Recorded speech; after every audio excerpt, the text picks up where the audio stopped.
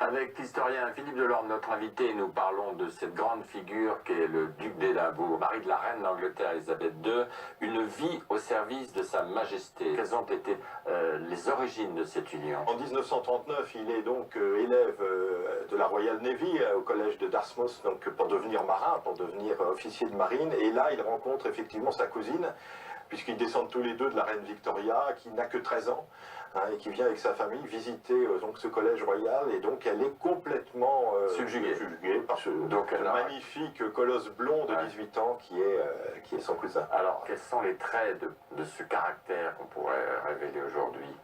Je dirais que c'est un homme de caractère, parce que c'est un marin qui, justement, a eu du mal dans les premiers temps à se mettre justement dans l'ombre de la reine, parce que il a été appelé, il avait dit qu'il allait être dans la Royal Navy, et puis d'un seul coup, il se retrouve figé dans le protocole roue du carrosse, et donc il va falloir qu'il le trouve finalement son rôle, qu'il se crée son propre rôle, et qu'il ne soit pas non plus uniquement un figurant. Il va trouver un certain nombre de choses, par exemple le VVF, j'irais s'investir beaucoup dans la défense de la vie sauvage, ce qui est un peu bizarre d'ailleurs, parce qu'à côté de ça, c'est un chasseur impénitent, donc bon, c'est un homme à paradoxe.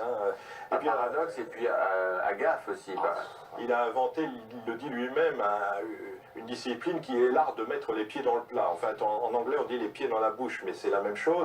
Bon, alors c'est des gaffes, à mon avis, plus ou moins voulues, c'est-à-dire qu'il est un peu le fou de la reine, en fait. La reine elle-même, absolument dans une réserve absolue, c'est le personnage marmoréen, qui ne peut pas dire un mot, donc lui, de son côté, se permet des petites gaffes. Un exemple par exemple, il propose à un soldat qui a perdu ses 2 jambes en Afghanistan de se faire mettre des roues pour aller plus vite. Très cynique, très cynique. Et en même temps, le soldat dit après qu'il est tout à fait enchanté de ce genre de répartie. Donc finalement, il sait aussi à qui... Ça passe bien, ça passe bien. C'est une forme d'humour qui est toujours bien reçue.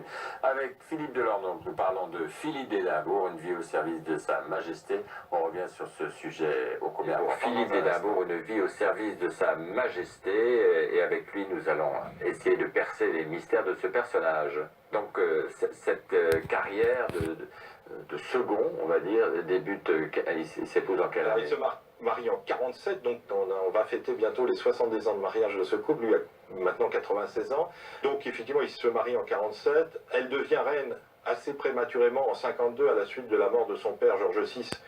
Et donc il se retrouve, comme je disais, propulsé sur le devant de la scène comme prince consort, alors qu'il pensait avoir le temps, je dirais, de faire une carrière d'amiral. Il y a eu quand même, je dirais, une dizaine d'années un petit peu de frottement au départ, jusqu'au début des années 60, où il avait vraiment quand même du mal à trouver sa place, où il roulait dans les brancards, si l'on peut dire, parce que c'est un sportif quand même, donc de temps en temps, il prenait le yacht royal britannique, puis il faisait un tour du monde pendant 6 mois, il laissait la famille et les enfants se débrouiller un petit peu.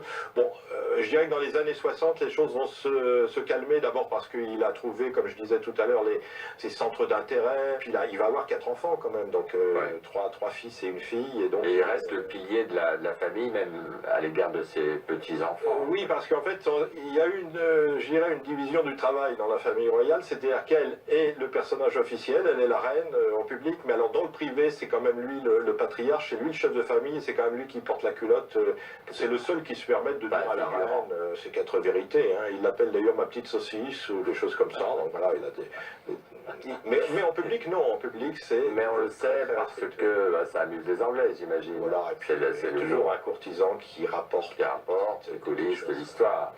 En tout cas, lui non plus, on a l'impression qu'il va comme ça être éternel, et c'est ce qui fait aussi la force de cette figure dans l'ombre de la reine, une vie au service de Sa Majesté.